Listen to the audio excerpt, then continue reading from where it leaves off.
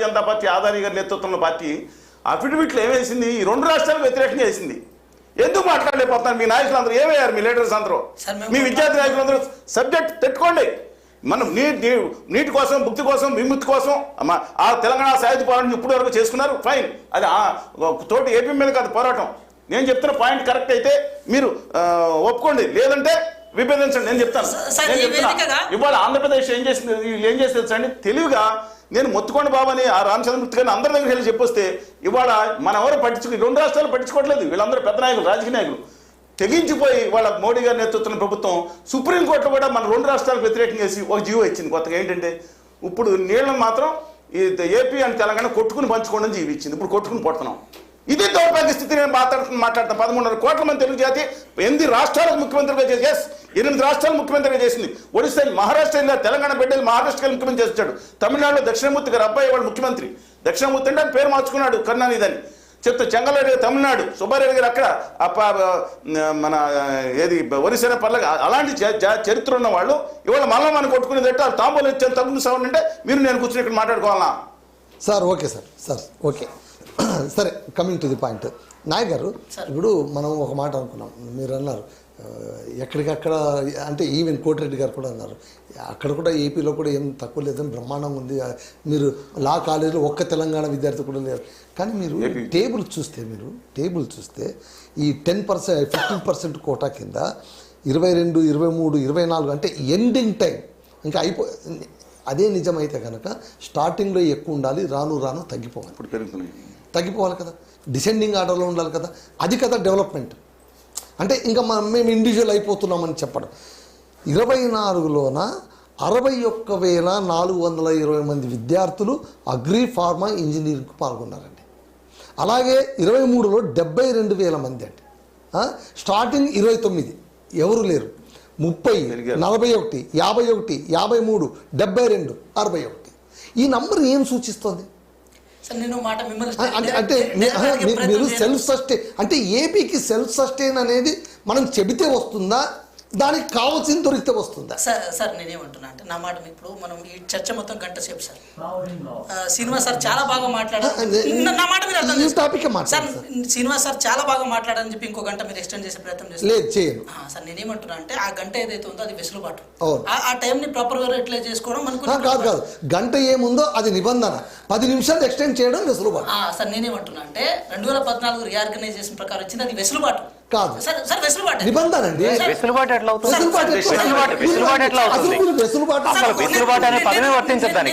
నేను ఒక డైరెక్టర్ నేను అడగదలుచుకున్నా అంటే, ఇప్పుడు ఏపీలో ఎన్డీఏ కూటమి గవర్నమెంట్ ఉంది. ఇప్పటికైనా సరే ఏది మొన్న 2000 వెసులుబాటు ఇద్దరికి ఇచ్చారండి.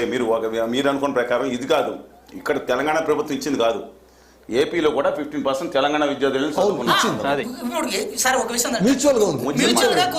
పెట్టుకున్నాం. 2024 ఆగస్టు నుంచి ఏది మన మెడికల్ సంబంధించిన కోటాల నుంచి కూడా ఇది స్టార్ట్ అయింది. అప్పుడే వాళ్ళు మాట్లాడే అవకాశం ఉండే, కానీ వారు మాట్లాడలేదు. ఇక్కడ కూడా ఇప్పుడు ఇచ్చిన ఇది మెడికల్ కి సంబంధించి కాదు అంటున్నారు ఏపీ వాళ్ళు. సార్ కేవలం ఇది అగ్రి, ఫార్మా, టెక్నికల్ సార్ ఒకటే విషయం సార్, నేనేమంటున్నా అంటే తెలంగాణ ఉద్యమం నేపథ్యాన్ని 10 సార్లు చెప్పే ప్రయత్నం నేను చేయను. కానీ మాకేదైతే అవకాశాలు రావాలని అనుకున్నామో అది సార్ ఇప్పుడు మీరు మీదే సార్, దాన్ని ఎవడు కాదని చెప్పడు. ఇప్పుడు అనేది ఏంటంటే ఏదో ఒక చిన్న విభజన హక్కులను చేసి దాన్ని చట్టం చేయకుండా మీ కాంగ్రెస్ పార్టీ అన్యాయం చేసి 2 రాష్ట్రాలకు సంబంధించిన అంశాన్ని కేవలం ఒక రాష్ట్ర ప్రభుత్వం తీసుకునే నిర్ణయం అయితే కాదు సార్, అది కేంద్ర ప్రభుత్వం. అందుకే దాని వెంకట్ గారు టెక్నికల్ పాయింట్ చెప్తాను. Is no connected to others. Last year state government తీసుకున్న నిర్ణయం ఏంటంటే, ఇప్పుడు మీకు అంటే 2014 నాటికి ఇప్పటికి మెడికల్ కాలేజీలు 100% పెరిగింది. I'm right? పెరిగిన మెడికల్ కాలేజీల్లో ఇతరులకు ఇవ్వడానికి వీలేదు. నేను అదే అంటే కనీసం పాత మెడికల్ కాలేజీలు ఇచ్చిన వెసులుబాటుతోనే రాశాను. మళ్ళీ రిపీట్ చేస్తున్నాను. ఇప్పుడు కొత్తగా పెంచిన కాలేజీలు ఏదైతే ఉన్నాయో దాంట్లో మేము సొంతంగా పెంచుకున్నాం కాబట్టి అని చెప్పి అది కండిషన్. అందువల్ల నేనేమంటున్నానంటే, ఇందాక దానం వెంకట గారు అన్నట్టు లేకపోతే మన మిత్రులు అన్నట్టు ఒక 5-10% తోటి, ఇక మిగతా ఓపెన్ అని కాదు, ఏపీ వాళ్ళకి ఇంకో 5 years ఏపీ తెలంగాణకి ఇచ్చి ఉంటే కొంచెం సౌద బాగుంటుండేది మిగతా వాళ్ళు. ఎందుకంటే అక్కడ ఇబ్బందిగా మీకు తెలుసు, అందరికీ తెలుసు, విభజిత ఆంధ్రప్రదేశ్లో ఎవరు నష్టపోయారు, విభజన అయిపోయింది కాదు ఎలాంటి నష్టపోయారు అన్నీ తెలుసు, ఎంతటి ఇబ్బందికరమైన పరిస్థితిలో. Let us focus on that. Sir ఒకటి నేను నా మాట ఇప్పుడు సార్ చెప్పిన ఓకే, టెక్నికల్ మాట్లాడు. నేను కూడా సార్ దగ్గర క్రాస్ చెక్ చేసుకునే ప్రయత్నం చేసుకుంటాను సార్. విషయం ఏంటంటే విభజన చట్టంలో భాగంగా ఏది కేంద్ర ప్రభుత్వం పార్లమెంట్ లో చట్టం చేసిన తర్వాత రాష్ట్రపతి గారు దాన్ని అసెంట్ ఇచ్చి ఏదో జీవో రూపంలో ఇంకో రూపంలో అమలైందా సార్ అంటే 2014 అమలైంది కదా. ఇప్పుడు అమలైందా? ఇప్పుడు మళ్ళీ ఇప్పుడు ఏపీలో మొత్తం ఆ కేంద్రంలో ఆదాని గారి పార్టీ మన నాశనం పట్టిస్తుంటే ఏం అమలైందండి? 90% హామీలు అమలవలేదండి. అమలైతే అసలు నేను చెప్తున్నాను ఆంధ్రప్రదేశ్ చూసే పరిస్థితి లేదు. ఇవాళ హామీలు 90% అమలు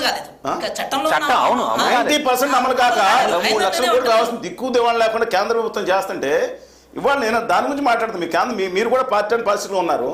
మీ గాల్లో లేని హామీలు పెట్టించారు. ఆఖరణ కనీసం విభజన చట్టంలో ఆమె మీరును మీకే కత్తిచ్చి పొడిచిందేమో ఉత్తర భారతీయ జనతా పార్టీ ఇద్దరు కలిసి పొడిచేశారు. సార్ ఒకటి చెప్తున్నా సరే, మిమ్మల్ని ఒకటి అంటలేదు. రాజకీయంగా విభజనను కాంగ్రెస్ పార్టీ ఏదో రాజకీయ కోణం చూడలేదు. బాగా చూసారు.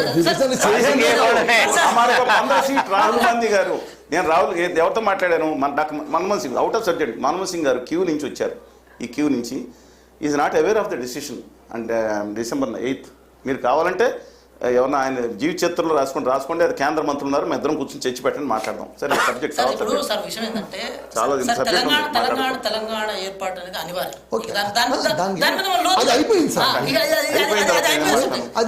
విషయం ఏంటంటే మేము ఏదో ఖాళీ చెంబు లేకపోతే ఉత్తగా ఇచ్చిపోవడానికి మేము ఆ పని చేయలేదు సార్. మేము మాకు అవకాశం రాలే. చెంబేవలేదు ఖాళీ చెంబేదో ఇచ్చిపోయారు. సరే మేమేమంటున్నాం అంటే తెలంగాణ అంశంలో మట్టిను మురికి నీళ్లు కొట్టుకుపోయారు. మొన్నటికి మొన్న అటు ఆంధ్రప్రదేశ్ కానీ బీహార్ కానీ ఈ 2 రాష్ట్రాలు వాళ్ళ ఉనికిని కాపాడే ప్రయత్నంలో భాగంగా కొంచెం సీట్లు పెరిగినాయి కాబట్టి ఎంతో మళ్ళీ వచ్చారండి. ఇదే సమస్య. మన రేవంత్ రెడ్డి గారు అంది తెలియకుండా మాట్లాడిన విషయాలు ఆయన ఏమన్నారంటే ఆయన ఇదేనండి చేసింది. ఇవాళ దానికి 27,000 కోట్లని ఆదాని గారు అమిత్ షా గారు వచ్చి మాట్లాడుతూ ఉంటే ₹1 దాంట్లో సాయం లేదని నేను అఫీషియల్ రికార్డ్ ఇచ్చాను. ఇవాళ నేను పార్లమెంట్ చెప్తున్నా, అసలు మీకు చెప్తున్నా ₹1 సాయం లేదు. నమ్మండి. మాట్లాడుతున్నారు సార్. ఇంకోటి మీకు ఇంకో చెప్పాలి, కనీసం మీరు మోసపోయారండి. మీరు చదువుకున్నాడు, మీరు మోసపోయారండి. సార్ ఆ బడ్జెట్ లో కనీసం మా పేరు ప్రస్తావన కూడా లేదు కదా సార్. మేమేమంటున్నాం, కనీసం మీ పేరు ప్రస్తావన ఉంది. ఏది వాళ్ళ సీటు కాపాడుకోవడం కోసం ఇక్కడ ప్రభుత్వం కొంచెం వరకు హెల్ప్ చేస్తుంది కాబట్టి ఆ ప్రస్తావన ఉంది. లేదు కదా, మా పేరు ప్రస్తావన మనం మాట్లాడాల్సింది ఎందుకో తెలిసేవాళ్ళ వాళ్ళ భవిష్యత్తు కోసం నేను మీ వాళ్ళు ఎందుకు మాట్లాడలేదు నాకు అర్థం లేదు. రాసి పంపించాను మీకు కూడా. తెలంగాణకి ఈ సంవత్సరం విద్యార్థులారా గుర్తుంచుకోండి, తెలంగాణకి ఈ సంవత్సరం రైల్వే బడ్జెట్లో ₹1 పెంచారు. అక్షరాలు చెప్తున్నాను. కానీ వాళ్ళ పత్రికల్లో మీ దగ్గర రికార్డు బడ్జెట్ అంట మరి ఏం ₹1 పెట్టి రికార్డు పెంచారు. ₹1 పెంచారు తెలంగాణకి. గుజరాత్కి 8,478 కోట్లు పెంచారు. మహారాష్ట్రకి 7,300 కోట్లు పెంచారు. ఇది కాకుండా అదనంగా 19,123 కోట్లు ఆ గుజరాత్కి చేసే బుల్లెట్ ట్రైన్ కోసం పెట్టుకున్నారు. అంటే 17,000, 23,000 అంటే 41,000 గుజరాత్ మహారాష్ట్రకి ఇచ్చి అదనంగా 59,000 కోట్లు ఇచ్చి తెలంగాణకి 5,336 కోట్లు ఇచ్చి ఆంధ్రప్రదేశ్ 245 కోట్లు పెంచితే మనం మాట్లాడుకుంటూ ఏంటంటే తాపలు కానీ ఆత్మగౌరవం దెబ్బలాడాలి కానీ పోరాడకుండా మీరు కేటీఆర్ గారు, మీరు బండి సంజయ్ గారు, మీరు పవన్ కళ్యాణ్ గారు వాళ్ళు ఏందండి ఇది? సార్ ఒకటైతే చెప్పదలుచుకున్నాం. ఎందుకు మాట్లాడలేకపోతారు? మీరు ఏం మాట్లాడాలా? మీరు ఎందుకు మాట్లాడలేకపోతారు? ఉస్మాన్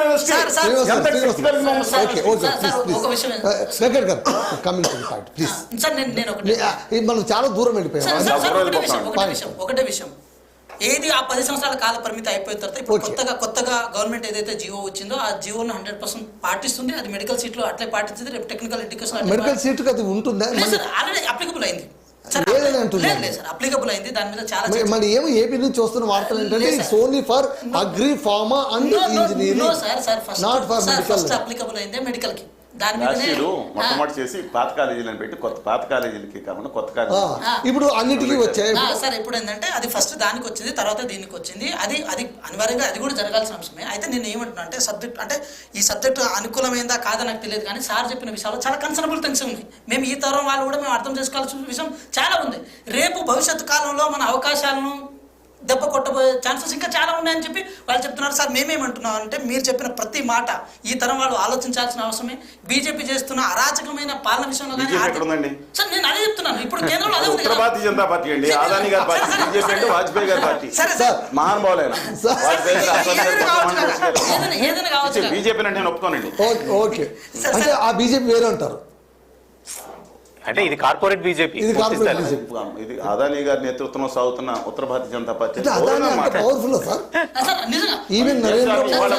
నేను మనం రేపు తెచ్చి పెట్టుకుందాం దాని గురించి. శ్రీలంక దేశం ఏముంది, బంగ్లాదేశ్ ఎందుకు ఇష్యూ ఉంది, అమెరికాలో ఏం జరుగుతుంది, ఇవాళ ఆస్ట్రేలియాలో ఏం జరిగింది, ఎన్ని రేపు సార్. ఇంకో మాట, ఇప్పుడు ఒక్క మాట నేను కంక్లూడ్ చేస్తాను సార్, లాస్ట్ మాట ఇది సార్. ఒక్కటి మీరు అంటే చెప్పాలి ఇక్కడ, జిఎంఆర్ అనే సంస్థ ఏదైతే ఉందో, జిఎంఆర్ ఐ థింక్ మన తెలుగు బిడ్డే కావచ్చు, సో తెలుగు జాతి బిడ్డే కావచ్చు. వారి ఎయిర్పోర్ట్ వాడే బిల్ చేశారు, విజయవాడ దాంతోపాటు హైదరాబాద్ హైవే వాళ్ళే బిల్ చేశారు. అంటే ఒకప్పుడు మన సంపద మనకు వచ్చేది. ఇప్పుడు మీరు చూడండి, కొత్తగా ఏ రోడ్లు వచ్చినా కూడా అది అదాని గారి ద్వారా ఎస్టాబ్లిష్ అయ్యి టోల్ గేట్లు అమాంతం పెరిగిపోయి 200-300 వరకు టోల్ గేట్లు పెరిగిపోయి ఇక్కడ ఆర్థిక సంపద మొత్తం గుజరాత్కు వెళ్లే ప్రయత్నం జరుగుతుంది.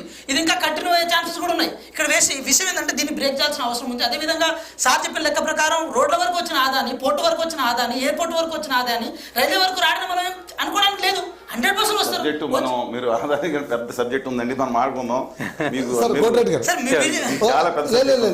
అంటే ఒకటి సార్, అంటే ఒకటి సార్, ఇది ఎడ్యుకేషన్ జాతి ఆత్మగౌరవం కోసం మాట్లాడతా.